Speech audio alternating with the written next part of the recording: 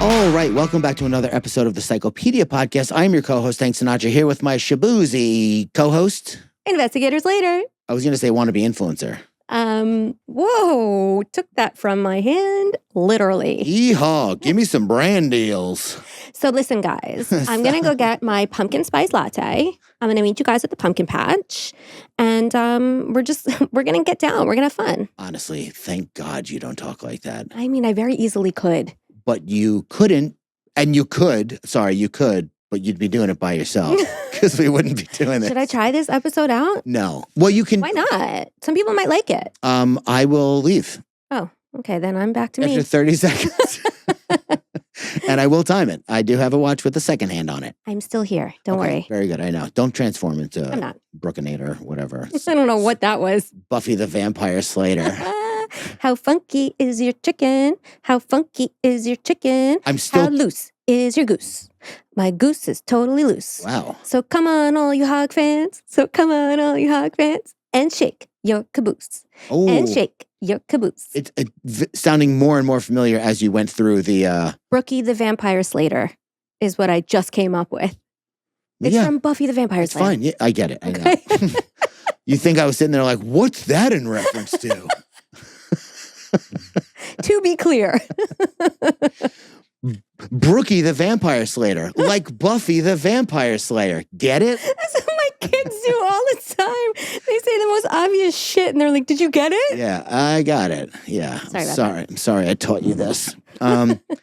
Well, if you're here for the first time, welcome. If it's your 100th time here, welcome home. Freak. And as always, you're going to lead me through a case of which I have no concept or even familiarity with, glancing acquaintance with it. You have a glancing acquaintance with this case because you and about 100 other people sent me this case to cover. So we are doing it. So this one's dedicated to you and the 100 people who requested it. Then I probably do know what it is. Yeah, you will. I'm in those DMs. I know it. I'm up in those DMs. I know it. You know what I'm saying? I see what comes through there. If you're not subscribed to us yet on Spotify, Apple, YouTube, wherever you listen, please do so. It helps us a lot. And if you help us, it makes us feel good. And that's where the transaction ends. No, it doesn't. It comes with our gratitude, extreme gratitude in return. No, it makes us feel good. But then what happens is we just want to we want to fucking do 1,000 times more things. It lights our fire. It does light our fire. And it's necessary. Sparks are necessary. So with that said, I got something else to say while we're on the topic. If you would be so kind as to follow us on our socials, Instagram and TikTok. We are trying to grow our audiences there as well. It all helps. Listen, social media is not my wheelhouse. It's not my comfort zone. You know that. Our listeners by now know that. But it is a necessary component of growing your audience. I don't know if I'd say we're trying to grow our audience. I would say that we're trying to reach our existing audience in more ways because posting on Instagram, a lot of you don't see it. That's just the way the Instagram algorithm works. So if you're on TikTok, maybe you see it over there. Or if, you listen to the episode or you forgot about an episode and you see a clip from it, you go, oh, I want to go back and listen to it. It's just more ways for us to reach. The Psychopedia page on Instagram is like going home for me. It is probably the only thing, honestly, I do like about social media. Yeah. It really feels like family there. So when I say we're trying to grow our audience, it's kind of like, it is. Growing the family, truly. Yeah. So we want to welcome more freaks and demons into our family. Absolutely. Like grandchildren. I was going to say something like that. I tried. I couldn't put it together. Like bringing babies, like when babies are born, your family grows, but it got weird fast in my head. It. Yeah, it was weird in my head too, but I just said it. Yeah, well, that's the difference between you and I. Yeah. Speaking of family, if you love us and you're not getting enough of what you need, head on over to patreon.com/psychopediapod for just way more of what you get here in a different format, just a little bit more loosey-goosey. How loose is your goose? It's pretty fucking loose because we're on Unhinged over there. Very good. All right? Yeah, we let it all hang out. Yeah. We do 2 bonus true crime episodes over there per month. I'm struggling to get the words out. And we love it. And just go there, okay? Is that fucking convincing enough? Guys, it just took me 3 takes to get that one sentence out. Oh, they know that because they're all in there. So please do us a solid. We're not taking that out. Go visit Patreon. Patreon.com/psychopedia. Pass. Let me try it. Yeah. It's patreon.com/psychopediapod. Psychopedia Pod. Blue eyes. Yeah, finance. In that vein, I'm going to just read off some Patreon names because having people there makes me happy, but seeing people's names pop up also makes me happy. And I like the crazy ones and the regular ones. I was just going to say that. You do not have to have a crazy name to join us on Patreon. We love you all the same. For different reasons. One, I love the creativity that the names bring, but then also it's like Megan Foster. Hey, yeah, I know who you are. I could probably look you up. Yeah, I could find out who you are for real. I don't know who fucking Here for the Ado and the True Crime 2 is, but I like it. It's a great name. But I like it a lot. We also have 3 a.m. Cereal Snacker, which is an ode to me, obviously, and the bottle of syrup that I drank in the middle of the night when I was 15. Amber DeBerry. What's up, Amber? Amber, Eleanor, just fucking Eleanor. Oh, yeah. Nothing else. Like Cher, Madonna, Eleanor. Yeah, exactly. And drum roll, please. Was that a helicopter? I don't know. Long Dong Ducky from Fort Thomas, Kentucky. Welcome to the fucking family, brother. Welcome to you, sir. Yeah, welcome to the Patreon. But welcome to everyone else too. So anyway, absolutely. I know y'all love the Shadoo. The Shadoo? Well, that's obviously going to be a new thing. I know y'all love the Shadoozy. Without any further Shadoozy, let's get into this week's case. Okay. Please. On February 13th, 2024, a man received a phone call from his grandchildren's school indicating that their mother, the man's daughter, hadn't picked the children up from school that day. This was an extremely bizarre phone call for this man to have received, as his daughter, Kristina, never dropped the ball in showing up for her kids, and if she ever did need backup or was running a little bit late, she would have called to make arrangements. Mm-hmm. So the man rushed to retrieve his grandkids, their innocent chatter in the back seat of his car clashing against the growing storm of dread that swirled inside him. When he returned to the children's home, Kristina's husband, Mark, was there and indicated to this man that Kristina was not home. Clearly, the man thought, because if she'd been home, then the kids wouldn't have been stranded at school. Yeah. But still, an undeniable sense of unease enveloped the man. The grandfather, his pulse quickening, ushered the children to the playroom, their laughter fading into the background as he felt an insidious presence looming in the house. Room by room he searched, his footsteps echoing eerily in the stillness. The kitchen stood empty, the bathroom silent and still, and the bedroom vacant. Kristina was just nowhere to be found.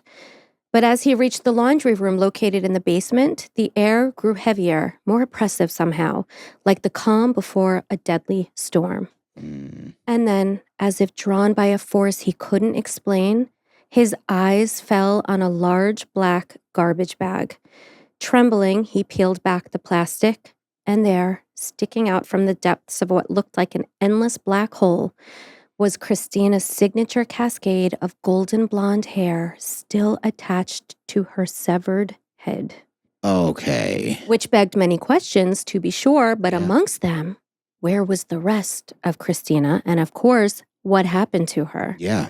And I will tell you now that where many of her remains wound up being discovered will absolutely sicken you. Because in addition to being found soaking in a chemical solution, parts of Kristina were also discovered to have been pureed in a large kitchen blender. Oh my God. So for those who may not know the case that we're talking about today, this is the shockingly brutal and heartbreaking case of former Miss Switzerland finalist, Kristina Joksimovic. There was a lot of requests for this. Yes, there was. I saw dozens, which means that there were probably hundreds. Yes, easily. Yeah. Kristina Joksimovic, who was of Serbian heritage, was born on January 15th, 1986, and raised in Benengen, Switzerland. So Benengen is a municipality nestled in a valley, on a plateau, and on 2 hills overlooking the quaint little city of Basel. Oh.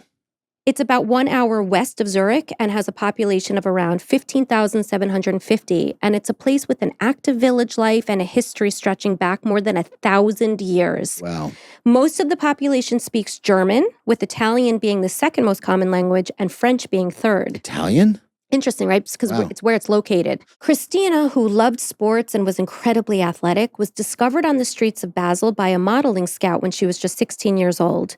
They asked if she wanted to take part in a competition. And 4 years later, Kristina won the title of Miss Northwest Switzerland in 2003. That happened to me too once when I was at the mall and somebody said I should be a model. And then when I got there, they were like, it's going to be $800 for the pictures. You know what happened once in the city? I got approached by like all these cameras, like a live thing. Yeah. And it was like a dating show. And it was a man came up to me with like a bouquet of flowers. And he's like, would you be like a contestant on my dating show with like all these cameras?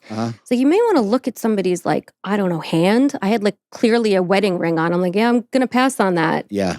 But still, it was flattering. Well, the mall thing was not flattering. The mall thing was, I got there and they told me how much it was going to cost. I was like, let me ask my mom. Oh, of course. Aw, I'm sorry. It's okay.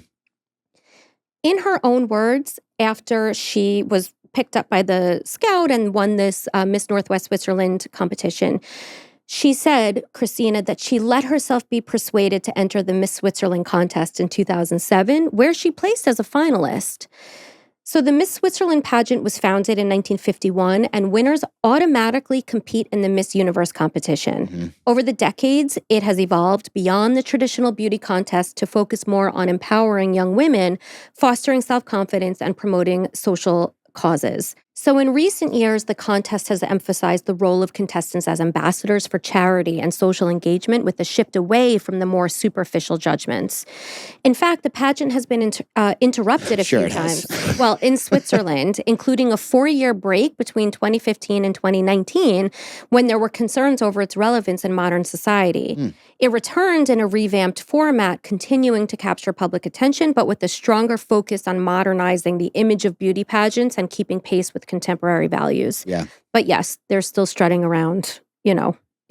Listen. Much of it is still definitely based on appearance. I don't know that you can get around that. Beautiful people, by whatever standards are current or societal or whatever, they're interesting to look at. I don't know what to tell you. People in general are interesting to look at, but you can't deny that people who are beautiful are fun to look at. I don't know if anybody's denying that. I just think that people don't want it to be the sole focus and a woman's value to be based solely on that. No. So if you're having these competitions, no, definitely you know what I mean? Let's make it about who this person is as a person beyond her, I know I've told you about this before. I'm going to repeat it for the men just in case they didn't hear it the first time.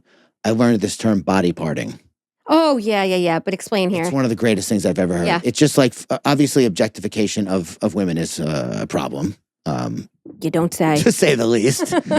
And body parting is when you take a whole person with a history, present, and future, their favorite meal, their favorite memory from when they were a child, their hopes, aspirations, dreams, all that, and you go, you are a butt. You have a nice ass. You have a nice ass. Right. Wow. Nice fucking ass. Yeah, we got to get away from that. Like stat. It made it so clear to me that like, yes, okay, some people have nice butts, some people are tall, some people are muscular, some people are, everyone's shaped different. I think people in general are fascinating, but to reduce somebody's entire life to a 4-inch patch of skin that is going to change over time. Is really like bizarre. And nobody believed that more than Kristina. So the fact that the pageants have changed in recent history really aligned with her morals and her personality because she was committed to helping to elevate the everyday woman. In fact, following her participation in the Miss Switzerland pageant, which Kristina referred to as a life-changing moment in her life, she went on not only to work as an IT consultant for Google, but to also build her own business as a catwalk coach. Wow. Her goal was to provide women from all walks of life, not just models, the confidence to walk across a stage, casting, or a boardroom beautifully and confidently. Yeah. As Kristina once said, and this is a quote, "My clients are 60% normal women without any modeling experience who just want to work on their posture, their insecurity in wearing high heels, or their self-confidence, and on what looks they use to make a good first impression." I remember having to go get a trophy at a football dinner. I You forgot how to walk? I felt like I was going to fucking drop and start rolling like Sonic the Hedgehog. I was like, how am I going to get up there? I know. I can't move my feet. So this happens to me a lot. I start hyper-focusing on everything, like Yeah. breathing and walking at the same time. How do I do that? It's hard. You know what I mean? Do I look at my feet? Do I look straight ahead? What do I do? Yeah, it's a thing. Yeah. And she was trying to teach women to have like self-confidence in any scenario, not just strutting across a stage. But it was the way in which Kristina coached that presented the clearest picture of who she was. According to Miss Universe Switzerland, Lorena Santon, Kristina was the shining example of kindness, warmth, and dedication.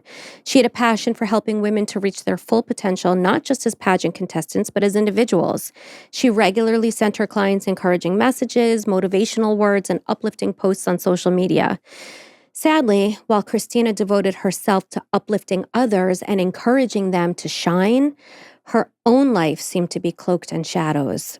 Despite the polished, vibrant world she showcased on social media, those close to her suspect that she was entangled in a nightmarish relationship with her husband, Mark Rybin, marked by control and emotional turmoil.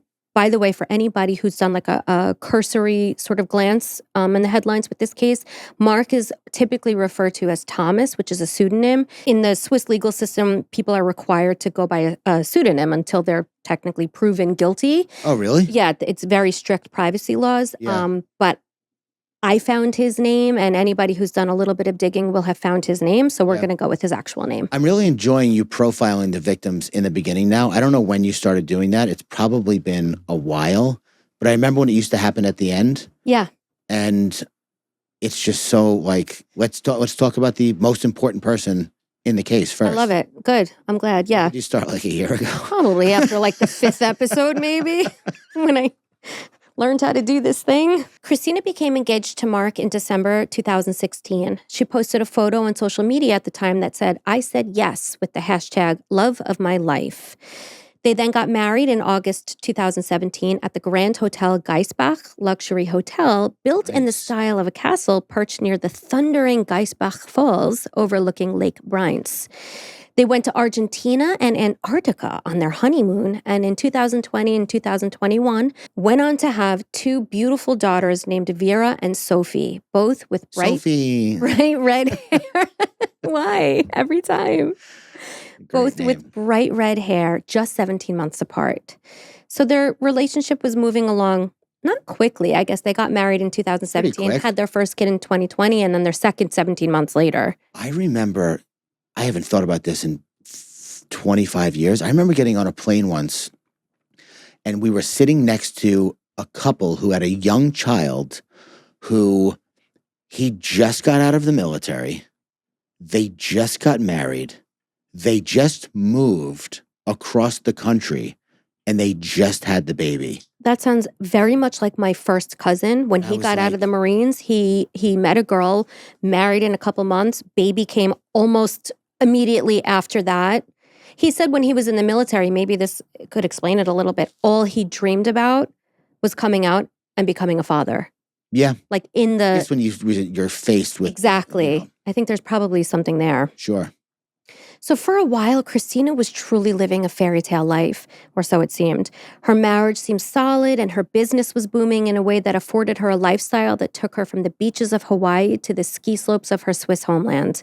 Oh. But for Kristina, becoming a mother represented the crowning achievement of this fairy tale, a deep fulfillment that brought her the greatest sense of accomplishment. In September 2021, she wrote on social media, "I am proud of many things in life, but nothing beats being a mother." Unfortunately, reports from various media outlets suggest that Kristina's marriage with Mark began to unravel significantly in or around 2022.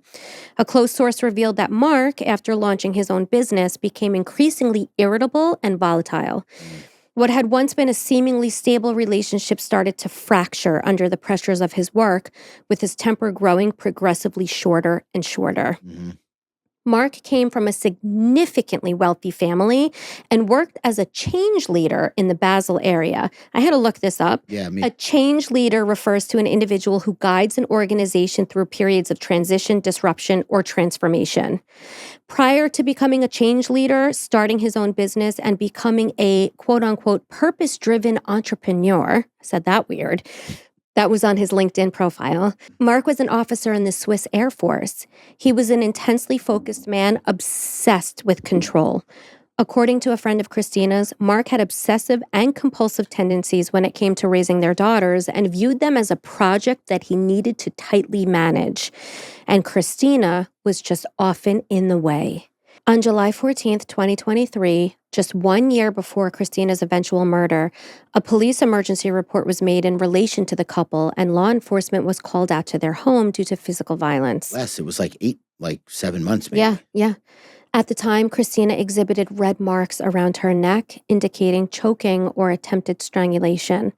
According to a friend of Kristina's, Mark was a ticking time bomb who was incredibly arrogant and openly critical of Kristina. She wanted to break up, but was afraid of him, one identified friend told Swiss media. And sadly, Kristina's instincts to leave Mark were spot on. As we've discussed multiple times on Psychopedia, the most dangerous period for a victim of domestic violence is often when they attempt to leave the relationship. This is when the abuser feels the loss of control most acutely, leading to heightened anger and an increased likelihood of retaliation. Yeah. In fact, a significant percentage of homicides in domestic violence cases, around 50 to 75%, happen when the victim has recently left or is in the process of leaving. Imagine the position that Kristina was in, not feeling safe in her own home, having 2 young children, 3 years old and 2 years old, and fearing the very person that she shared her life with and then not being able to leave. Yeah. Amongst other things, Switzerland is known for its low crime rate in general. But when it comes to domestic violence, women in the country face a very different situation. Pop quiz numero uno. How much of Switzerland's total homicide rate in 2022 can be attributed to domestic homicides? Okay. A, 41%. Mm-hmm. B, 59%. C, 72%. C. No. B. Yes. 59%. That's a big number. I have never thought about this before, but I know that in New York, they've said that the crime rate is going down drastically, precipitously. Wow. Nice. Wow. And it's 100% not. But that's not where I thought you were going. Well, it's just like the crime rate is the crimes that are reported, just the statistics. So yes. Are they just worse at reporting it, or do they brush it under the rug more readily over in Switzerland? I mean, underreporting is a huge component. Yeah. Yeah, I mean, because you walk through New York City, the crime rate it's palpable how much it's gone up. Yeah, it is. You can see it happening now, which is wild. Yeah. Domestic homicides of women perpetrated by partners, ex-partners, or family members accounted for 59% of all homicides committed in Switzerland in 2022. Yeah, that's a pretty heavy statistic. Very. That same year, Swiss police registered over 19,000 cases of domestic abuse, a time when nearly all available spaces in women's shelters in Switzerland were filled up. Yeah, it sounds like a huge problem. Big problem. And obviously, a substantial amount of work needs to be done to prevent and combat violence against women. To that end, Switzerland signed the Council of Europe's Istanbul Convention in 2000. I'm going to struggle again. Yeah. I'm trying to say Istanbul, so can you just jump in if it happens again? Okay. To that end, Switzerland signed the Council of Europe's antihistamine. Istanbul. Yes. Which I only know because she said it 3 times already, but I'll jump in. Istanbul Convention in 2017, which is an international treaty aimed at doing just that, preventing and combating violence against women. Mm-hmm. The convention is legally binding for the countries that ratify it and focuses on the 4 Ps: prevention, protection, prosecution, and integrated policies to address violence against women. 39 countries have ratified or formally agreed to it, including Switzerland. Nearly all member states of the Council of Europe, such as France, Germany, and the United Kingdom, Spain, and many other countries. However, some countries like Russia and several others in Eastern Europe have not ratified it, and a few countries, such as Turkey, ironically, have withdrawn from the convention in recent years due to broader political and social dynamics. Why is that ironic? Istanbul. Oh, because that's where it originated Yeah, from? that's where it was like signed. Wow.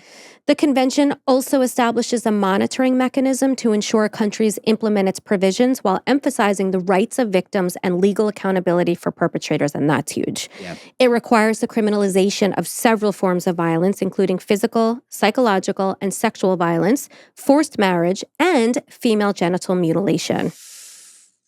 Countries that are part of the Istanbul Convention are legally bound to create comprehensive legal frameworks to address these issues and support victims with services like helplines, shelters, and crisis centers.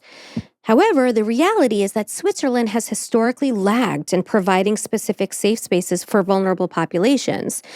As of 2022, the country had only one shelter for girls and lacked safe houses for LGBTQ plus individuals, people with disabilities, and women experiencing mental health issues. They had one house? For girls. So they had shelters for women, which were, by this point, almost all full. Now, I don't know if Kristina attempted to ever go to a shelter, but I'm using this opportunity to raise awareness about this, what I think is a crisis in Switzerland. I personally, thank God, I guess, can't imagine what the mindset must be for these women to have to make that decision and then actually go through with it. And remember, if they've made that choice and they're taking that huge, huge step. Most dangerous time. Exactly. That's when they're most at risk.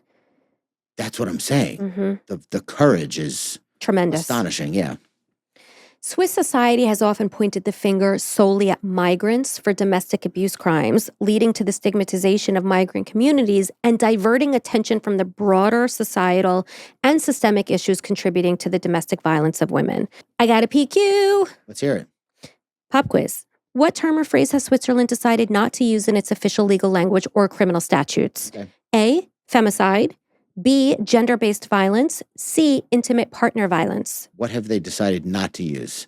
Femicide, gender-based violence, or intimate partner violence? B. No. See? No.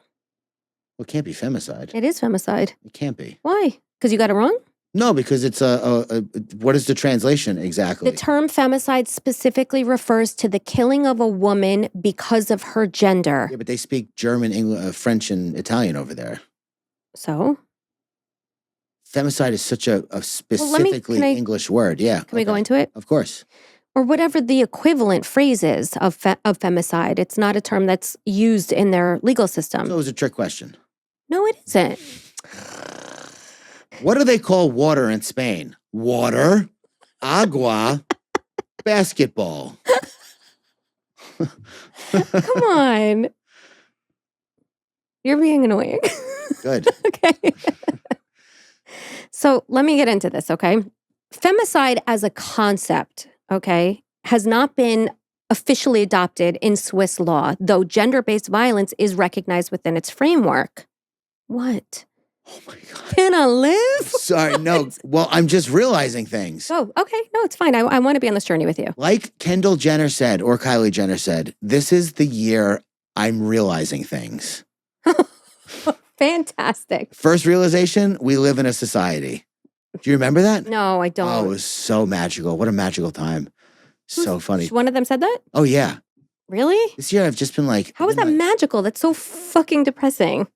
Just the vibe in the internet at that time was like, everything's fun. Okay. We live in a society. Wow. No shit. Can't believe it. So I took my son to the Museum of Natural History in D.C. We're going over all the different human species. Homo Neanderthal, Homo erectus, Homo... sapien, Homo... I don't know, whatever it is. There was like 6 or 7 of them. Homo sapiens survived.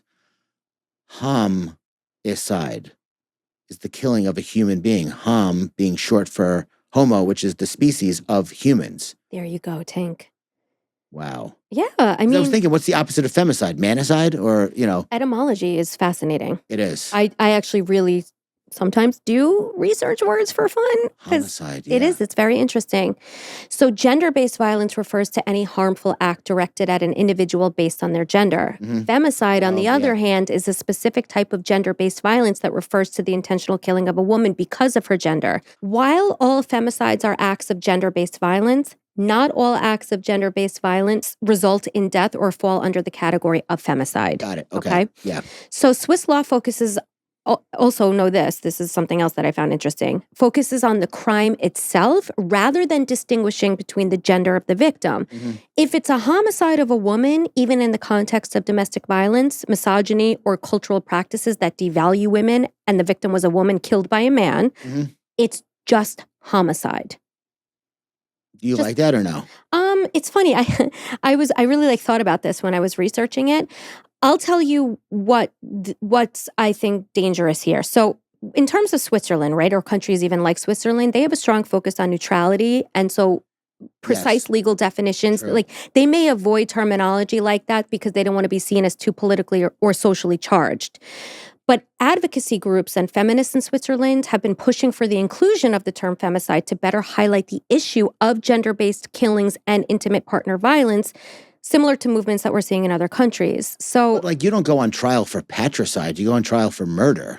right. But I think because it's becoming so endemic, It's also 59 fucking percent. that's what I'm saying, because it's becoming absolutely, it's beyond, it's consuming, Yeah. right? Like the homicide rates, for example, like to ignore what the root issue is, which I think advocates would say it's men attacking women. It's like Yeah. men killing women. It's focusing. Not all men. No. No, I'm kidding. I know. Like, yeah, of course not all men, but mostly men. Right. So I think that if you don't use the right language and you don't address the root cause, which is hatred of women, Yeah. you're not going to eradicate the problem. Or vulnerability of women or attacking of women because they're women. It reminds me, there's a saying that I didn't get in trouble every time I drank, but every time I got in trouble, I was drunk. Exactly. Yeah. Yeah. So it's not all men, but like. Right. So I understand the neutrality desire here Yeah. of Switzerland, but I don't think you can bury your head in the sand. And I Yeah. think that you have to use the correct terms to address the real issues. Mhm. So now, getting back to the case, 1 year after law enforcement responded to a domestic violence report at Kristina's home where they found the red marks around her neck, Mhm. she was discovered by her own father, dead and mutilated in the laundry room of her home, mere feet away from where her children were playing. Oh my God. And for hours, Mark pretended as if nothing was wrong, chit-chatting with his father-in-law and making dinner for everyone before tucking the children into their beds. Mark kept insisting that he didn't know where Kristina was and claimed that she would just leave sometimes. Wait, so the father was playing it cool too? Mark, the children's father, he was home when the grandfather arrived with the grandchildren after picking them up from kindergarten. Correct. Okay? The father's asking Mark, where's Kristina? Mhm. And Mark is saying, I don't know. Sometimes she does this. Sometimes she just disappears. She goes out for a while. I have no idea where she is. Don't worry about it. Yeah. Okay. So for a little while, even though he had this gnawing feeling that something was wrong, the grandfather's playing with the granddaughters, and then he whatever. Yeah. Exactly. Then Mark is tucking the children into bed. He made Kristina's father a drink like nothing happened. And he, the father or grandfather, could not escape his spidey tingle. Tidy stingle. Tidy tingle. Shut up. That something was wrong. And he went exploring himself in the house. At this point, right, Mark is saying Kristina goes out sometimes. It's not a big deal. Yeah. Kristina's mother wanted to file a missing persons report because she knew also, spidey tingle-wise, that something was wrong. But she was told by law enforcement, well, your daughter's an adult. She also hasn't been missing for more than 24 hours. So Kristina's mother wanted to file a missing person report with the police, though they couldn't do anything because she hadn't been missing for more than a day. That's what they were told. Which is not true. Exactly. Very good memory. You are so smart. You do not, this is a PSA, have to wait 24 hours before you can report somebody missing. Which is insane that somehow got started as a old wives' tale or a rumor or something like. Not only do you not have to wait, you shouldn't wait. Shouldn't wait. Yeah, exactly. So, what exactly happened to Kristina Joksimovic. I'd like to issue a trigger warning because this is absolutely Probably pretty bad. horrific. Her autopsy report has revealed the following.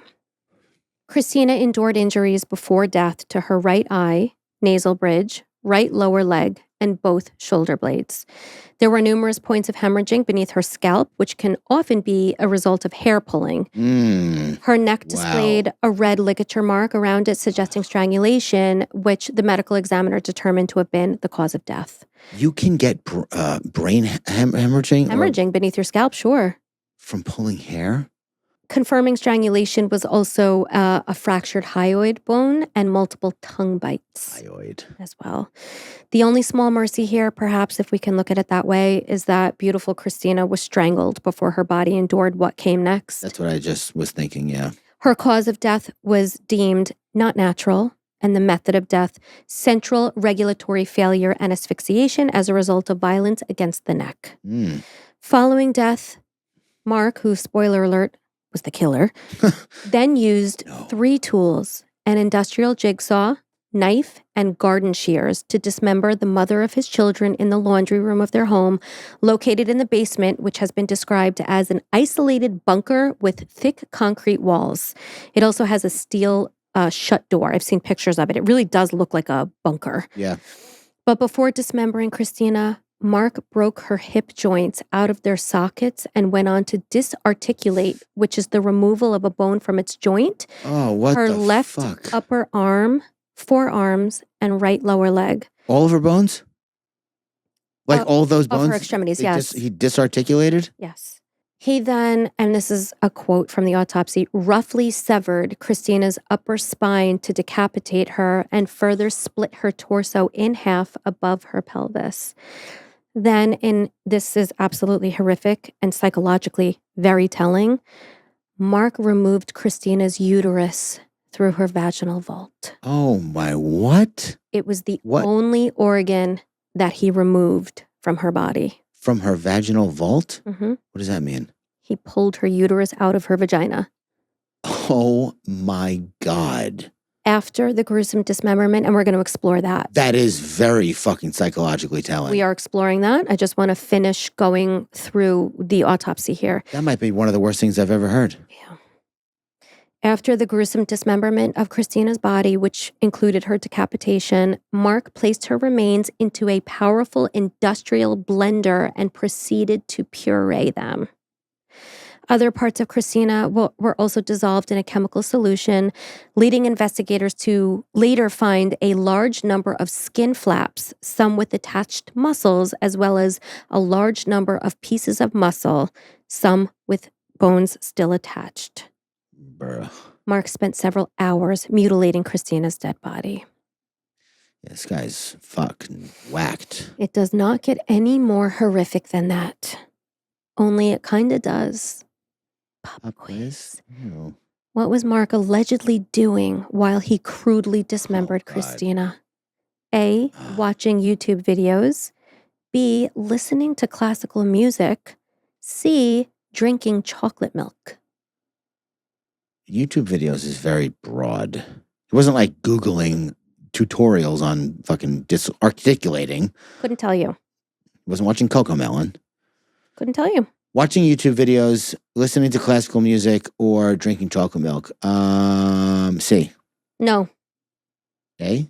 Yes. Okay, good. Because classical music, I've had a couple of Patrick Bateman. That's trips with that. No, he doesn't listen to classical music. Oh, no, he doesn't. Huey Lewis? Huey Lewis, right. Yeah. But like there is a feeling when you're listening to classical music that you might actually lose your mind. I know.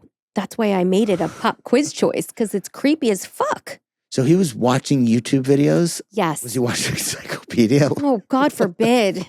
Dude. My God. You're just watching. No, but he was watching videos on his phone. We don't know what he was watching, and I get onto this in a moment, because he wouldn't, at the time of the recording of this episode, he wouldn't release the passcode to his phone. So police were able to get his phone records, but not able to see exactly what he did on his phone just yet. He's treating dismembering his wife like I treat unloading the dishwasher. Exactly. That's why I think that it's so bone chilling that he was watching YouTube videos. I mean, we don't know what he was watching, right? So maybe he really was watching like how to dissolve flesh or something. That wouldn't be on YouTube. It wouldn't be on YouTube. So he was just passing time. He was like multitasking. Right. Like when I'm putting on my makeup and I have, the Great British Bake Off on, this was like that. Yeah. But not at all. Yeah, pretty close. So Mark was arrested the following day on Valentine's Day, February 14th. Mm-hmm. At the time of his arrest, Mark showed absolutely no remorse and in fact blamed Kristina's parents for overstaying their welcome on the day that they found her remains, saying that her father would never have stumbled across them if he'd only come by briefly instead of staying as long as he had.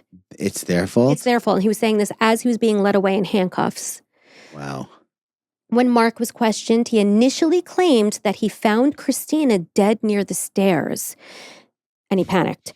Then he changed his story to claim that he'd killed Kristina in an act of self-defense after she lunged at him with a knife out of nowhere, following what he described as being an otherwise positive conversation. Mark then went on to explain that he dismembered Kristina with, as I said, the jigsaw knife and garden shears in the laundry room in a state of panic. However, according to experts' findings and common fucking sense, the traces on the body of the victim and the appellant, who's Mark, do not suggest that there was any knife attack on him before the strangulation. Yeah, obviously. His planned and systematic approach over several hours in the dismemberment and attempted disposal of the body using specialized tools and chemicals, as well as in the destruction and manipulation of traces, injury patterns on the victim's body, preliminarily argues against the appellant's explanation that this was a spontaneous panic reaction from the viewpoint of the investigating judge. So like off the bat, in preliminary hearings, nobody's buying self-defense. Okay. Moreover, there are indications of targeted mutilation or ritualized degradation of the corpse, which also point to a possible psychological disorder. Yeah. You think? The medical experts particularly noted that the appellant carefully removed the uterus of the victim, as we said, the only organ to be completely excised from the body. Remember who else removed the uteruses of their victims? We covered several cases, sadly, but there were two that jumped out to me while prepping this case. One of them kept the uterus in a jar. The Tupperware killer? No, but I could see where you would say that. He did keep breasts and a vagina. Yeah. Rock Terrio. I was going to say Rock Terrio, but I was like, I don't think he killed. But he definitely killed. And he kept her uterus in the jar. That's crazy. After having like a mock marital ceremony with the corpse. And Jack the Ripper. He would remove the uteruses as well. Uteri? Yeah. So this behavior often signifies deep-seated issues related to power, control, and misogyny. Now, I'm not a psychologist here, right? But there are some psychological perspectives that I think, in my unprofessional opinion, may explain this gruesome behavior. So let's talk symbolic violence. For some offenders, the uterus represents femininity, motherhood, and fertility. Removing it can symbolize a misogynistic desire to assert dominance over women, stripping them of their identity and power. This could also indicate psychopathic traits. Many offenders who commit such heinous acts may exhibit traits associated with psychopathy, including a lack of empathy, impulsivity, and a penchant for sadism. Penchant. I know, but you wanted to say I want it to be fancy. The act it's an English word. It's still fancier than penchant. The act of mutilation may reflect the offender's emotional detachment from the victim's suffering. Removing the uterus may also be a projection of power. So in some cases, the act of removing a uterus may reflect the killer's struggle with feelings of inadequacy or powerlessness in their own life, as well as feelings of impotence. Sexual sadism. Some offenders may derive sexual gratification from the act of removing the uterus itself, particularly in cases where the victim's body is objectified.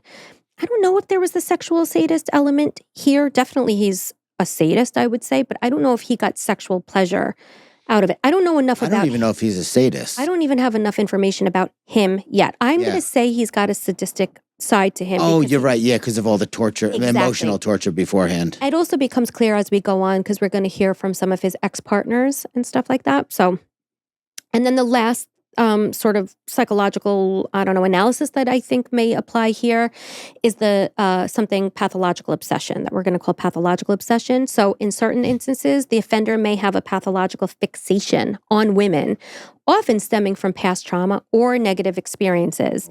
This obsession then manifests in violent fantasies that ultimately culminate in real-life acts of violence, including mutilation.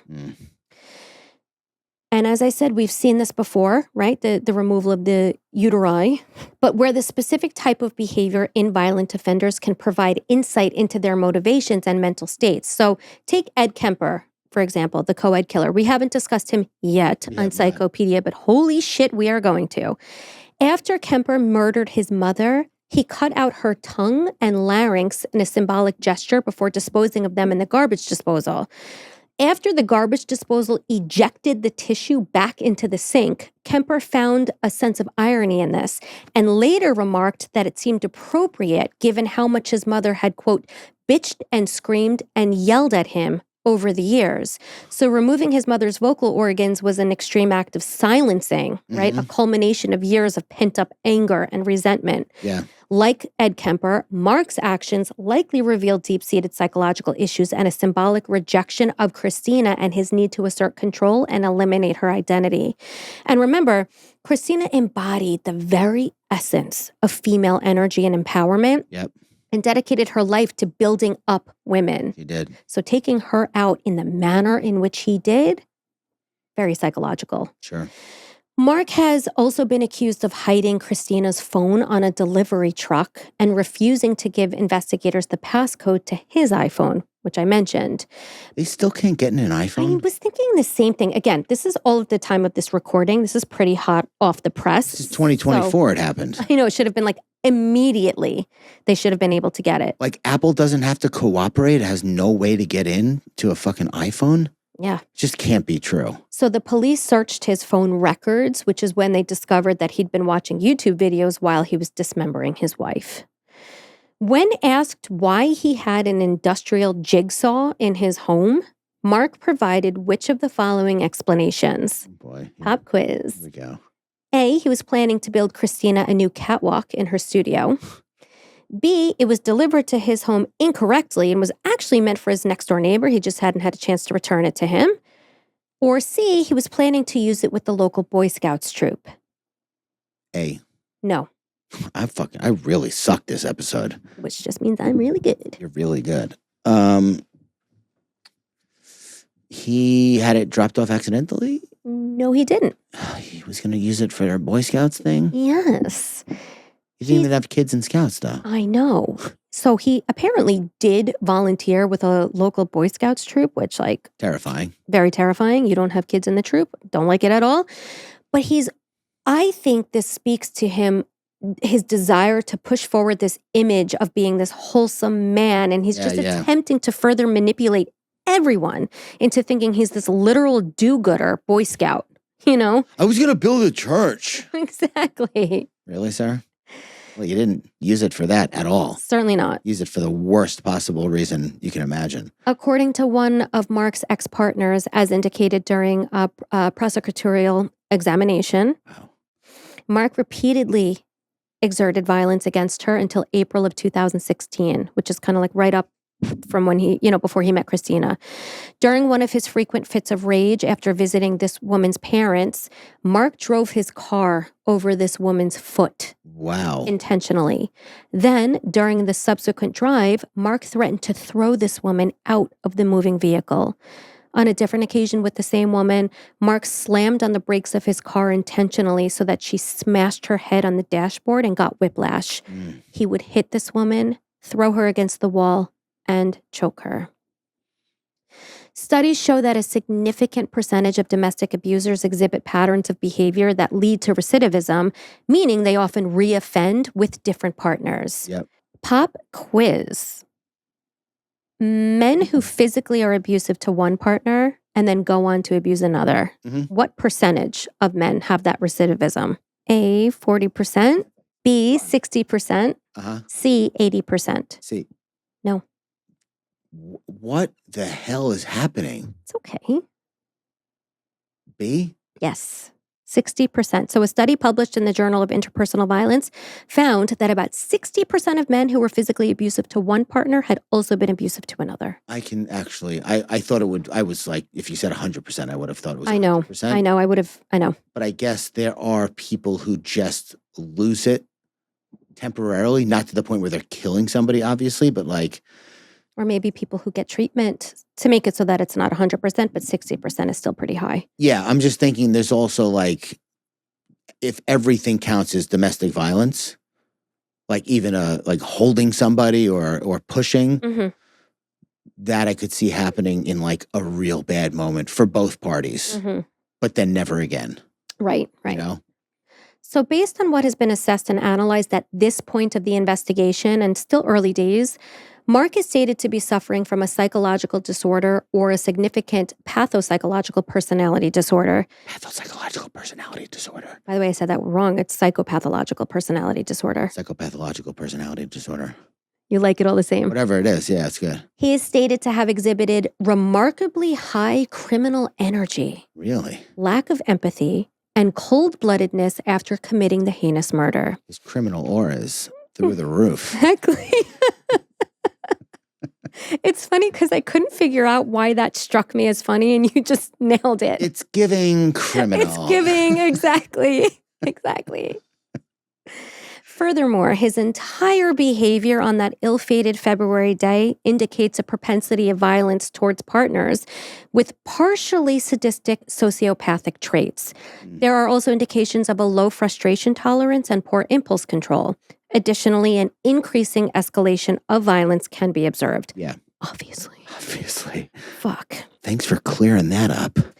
After his arrest, Mark applied for release from custody pending trial and even offered to be placed on house arrest. However, his appeal to be released from prison was rejected by 2 Swiss courts, including the federal court, which is the country's highest court. Yeah. And the ruling included concrete indications of a mental illness. Sure. Mark is currently facing serious charges, including, allegedly, which we still have to say at this point, murdering, strangling, dismembering, and mutilating. In Switzerland, the Federal Department of Justice and Police, or the FDJP, is the government organization responsible for dealing with crime, including national security and legislation. Under the Swiss Criminal Code, murder is categorized as intentional homicide. Now, Switzerland is noted for its comparatively lenient sentencing practices. Switzerland is? Yes. Oh. First-degree murder is punishable by life imprisonment or a minimum of 10 years. Wow. And after 15 years, all prisoners automatically become eligible for parole. Isn't that wild? Yeah, it is. So this is interesting. This is not necessarily related to this case, but I came across this. In cases of infanticide, which pertains specifically to a mother killing her child during or shortly after childbirth, while she is still under the psychological effects of giving birth, is treated distinctly within the Swiss legal framework. The United Kingdom, Australia, and Canada also all have specific laws addressing infanticide. I just thought that was very interesting. And they are more lenient? They take into consideration a woman's psychological health, if you will, immediately after having a baby and within that first year. I approve of that. They recognize that. Obviously killing you. No, I understand. But the mother's got to live with that too. She wasn't in her right mind. Listen, God forbid, I never had thoughts of hurting my children, but I did suffer from postpartum depression. Yeah. The hormones and the headspace that women often find themselves in, we don't want to be in that headspace. I can promise you that. Oh, no. Obviously, no pass to anybody who hurts their child. But I do understand why laws like, treat women in that situation legally, they look through it in a different lens. Still consequences. They're not skating off. Still consequences, but the lens that they're analyzing the crime through is a little different. Like guilty by reason of insanity. Pretty much. Yeah. Pretty much. Pop quiz. Okay. What is the most common crime in Switzerland, Tank? Okay. A, crimes related to cybercrime. B, crimes related to theft. C, crimes related to gambling. C. No. I don't want to do this anymore. There's a lot of pop quizzes in this one. Are there? And there's like 7 we've done. No, I haven't gotten one right. Let's count them. At least 5. Well, that's very different from 7. Is it? Yeah, because we generally have about 5 every episode, and we're at the end. 3. Fuck. Cybercrimes. No. This is why I don't help my kids with homework, by the way. Why? Did you hear? You got it wrong. And I was like, no. Oh, that's why you can't help them. Yeah. Okay. Firefighter Dave is all over that. Yeah. Okay. Theft. Very good. Wow. Thank you. The most common crimes in Switzerland are related to theft, including burglaries and stealing vehicles or bicycles. In Switzerland, there is no jury system. Instead, a criminal trial is usually presided over by a panel of judges, often comprising one professional judge and 2 lay judges. Do you remember what this is called? This came up in our Pink Panty Predator episode. Can you give me a hint? Because I do know that it's a thing. A German word. Show. Started the word. Can you finish it? Show. I started the word. Can you finish it? Shogun. No. Show me the money. No. Give me the second syllable. Fen. Shofen. Very good. That's right. I would not have remembered that. But I did remember that it was a panel of judges. Which I honestly give you full credit for. Yeah. At the time of this recording, Mark's trial is presently ongoing, as is a custody battle over Kristina's 2 children aged 3 and 4. Listen to this. I hope I can get through this. This is devastating. So the children are currently under the care of Kristina's parents as well as her sister. Mm-hmm. However, concerns have been raised about the grandparents' ability to care for the children long-term, given their age and emotional state. Apparently and understandably, Kristina's father is undergoing psychological treatment and her mother is seeing a psychiatrist every single day. Understandably. Mark's sister has applied for custody, reportedly backed by Mark's very wealthy family who have enlisted top-notch lawyers. And I hate that. I think that the narrative will be completely different, obviously, if they stay in the care of Mark's family. They should, in my humble opinion, for whatever it's worth, the children should stay with Kristina's family. But how old are they? The grandparents? Yeah. I don't have an age on them. I've seen pictures. I mean, look, they went to pick the children up from school, right? They were there. Look, I don't know their age and I don't know their psychological condition, state of mind right now. Yeah. So all of that might be relevant, I guess, just on the surface. I just feel like if you give, I'm not saying, I don't know, in my humble opinion. I have no idea. Neither do I. Mark is obviously not, I mean, it doesn't run in the family murder, you know? Well. You think it does? I don't know if it runs in the family. Again, we don't know. I guess if you come from a family that creates that type of person. That's exactly what I was just going to say. And I don't believe, listen, we're at a place in society now where like if children commit crimes, their parents are being held accountable for it. Yeah. It's a very like nuanced discussion. The problem is you're dealing with a 3 and a 4-year-old. And if those parents take those kids in, and let's say they make it another 10 years. Mm-hmm. Now the kids are 13 and 14. And now the sister's like, I fucking forgot about, I'm gone from that. I can't even imagine. But it just feels so. And they're in the foster care system. I know. I guess I'm acting emotionally. Like you're putting more like intellect, which I appreciate, into this discussion. I was like pure raw emotion when I was reading this. I was like, fuck that, but listen, it's very, very detailed and I don't have all the details. Yeah, I think there should be some kind of caveat in case there is a problem with the grandparents. Because that's my first choice also. Right. But I just don't like the idea of them like aging to even 5 or 7 years from now. And they're like, hey, can you take her now? We have to go into a hospital. And she's like, no. No, I understand. I totally understand. The door to Kristina's garage at her now abandoned home, the very place she should have been safest, still features residue from when it was sealed by crime scene tape. Next to the front door are abandoned chairs and a small table, which often featured Kristina being pregnant in her social media posts. So she would use that as like her little set. Pregnancies that led to the births of her beloved daughters who will have to endure a life without their mother. According to a family friend, Kristina's young daughters have been treated by child psychologists who have explained to them at her funeral that their mama is sleeping and isn't around anymore. Oh, my God. And this is what violence looks like. It's not just salacious headlines. It's entire lives, plural, stolen. Yeah. It's the children left behind. It's women living in fear of the men they once thought would love and protect them. It's Kristina Joksimovic. It is important that we remember that an innocent mother, daughter, friend, coach, and human being was killed in the most brutal of ways, Yeah. and that because of her killer's actions, she will never get to watch her beautiful girls grow up. Kristina was described as being passionate, elegant, friendly, and down to earth. She loved documentaries, empowering other women, and raising her children. And for all that she did and all that she would have likely gone on to do, Kristina's legacy of compassion and empowerment will endure indefinitely. Yeah. And that's the case. That is really horrific. The kids are obviously in for a world of pain. But at that age, like, I just had to put my dog to sleep, as you know. I know. My older son, like, literally devastated. Yeah. My younger son was like, oh, Dad, can you drive me to school?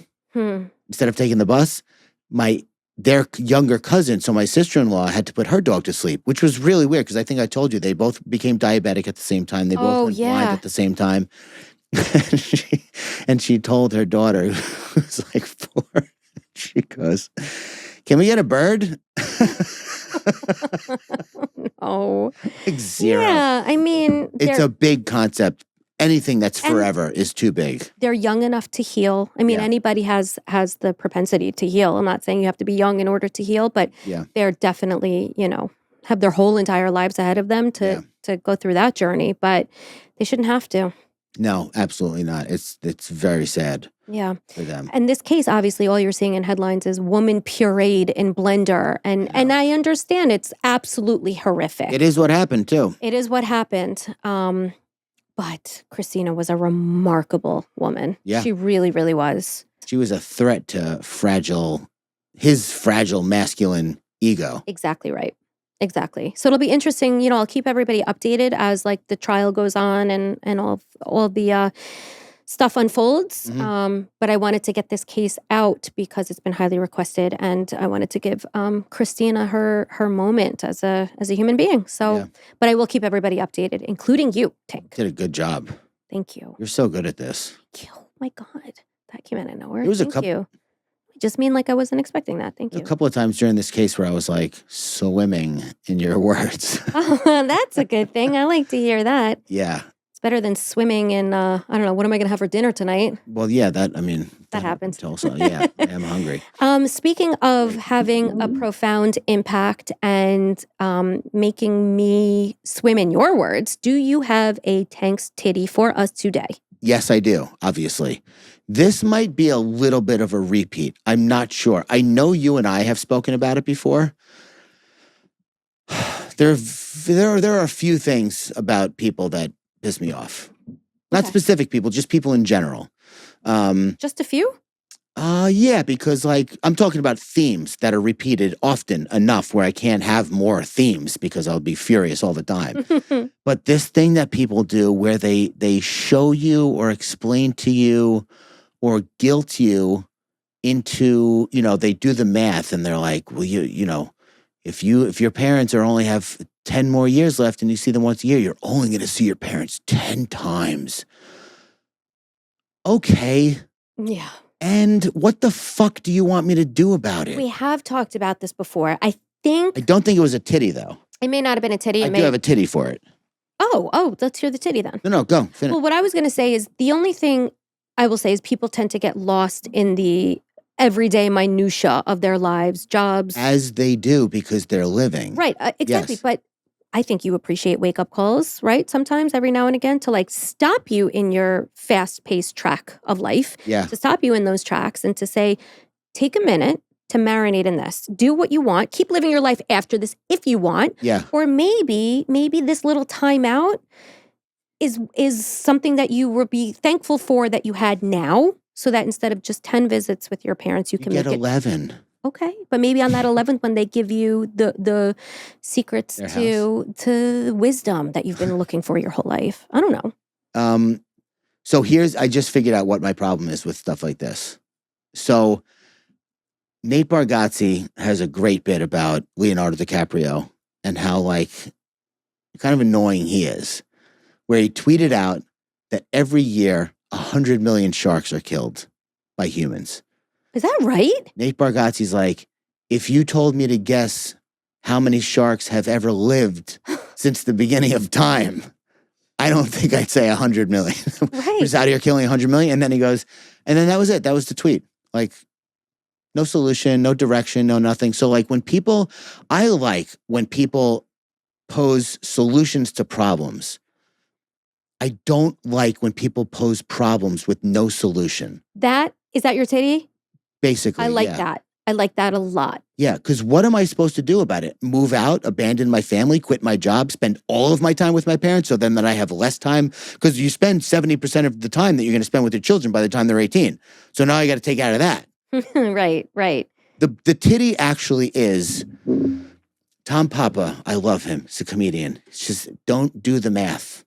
Be aware of your life, obviously.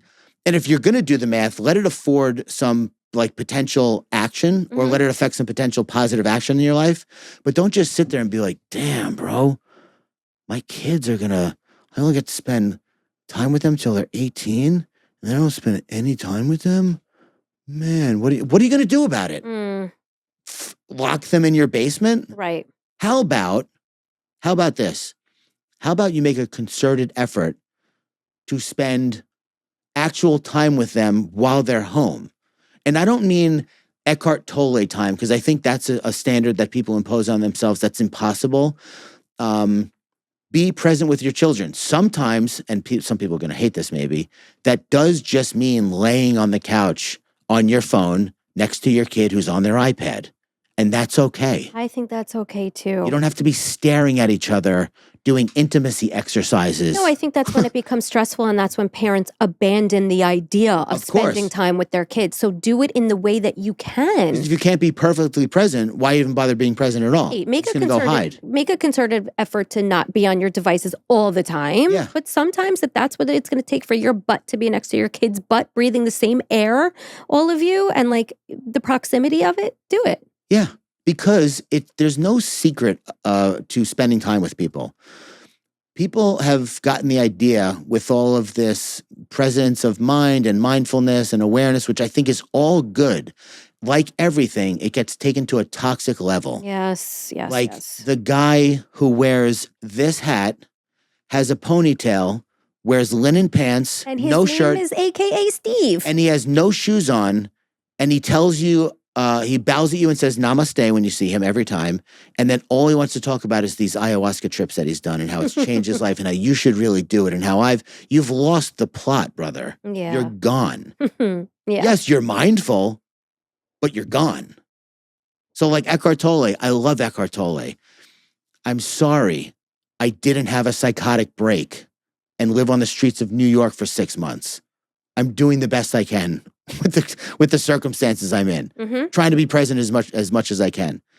I didn't disappear into the realm of the unknown and then come back a spiritual guru.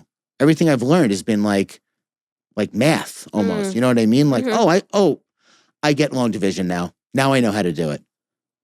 Yeah. I'm going to move on to the next thing and keep building on that and building on that. There was never like a moment for me. No, I don't think for most people. I think that's only in movies.